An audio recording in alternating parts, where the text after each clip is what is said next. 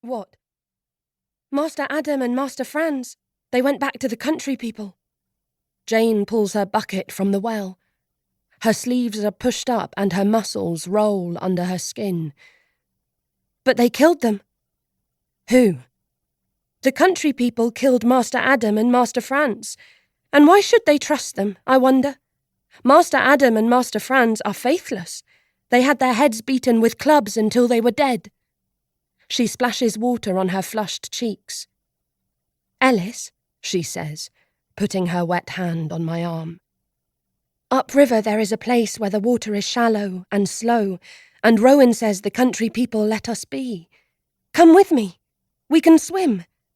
I can't swim, I say, but I don't move her hand from my arm. We can wade. You don't have to swim.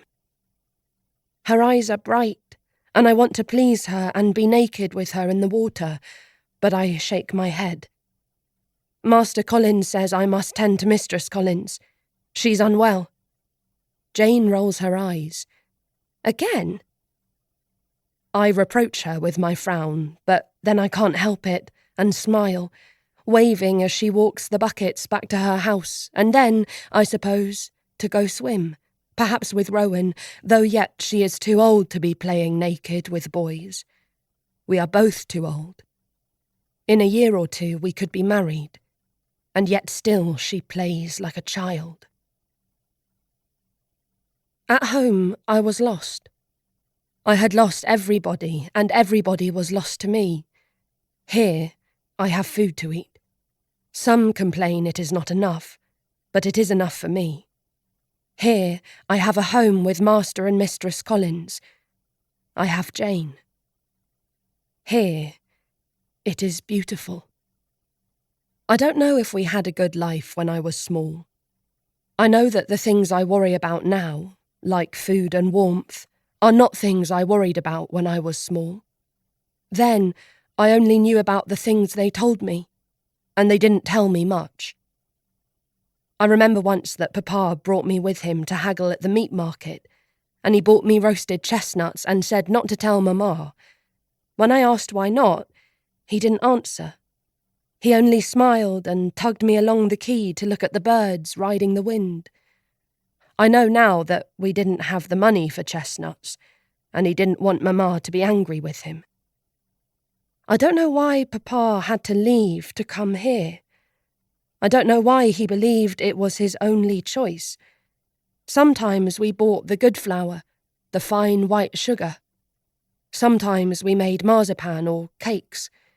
Sometimes Papa brought home mutton instead of fish or salt beef. Mamma had time to play.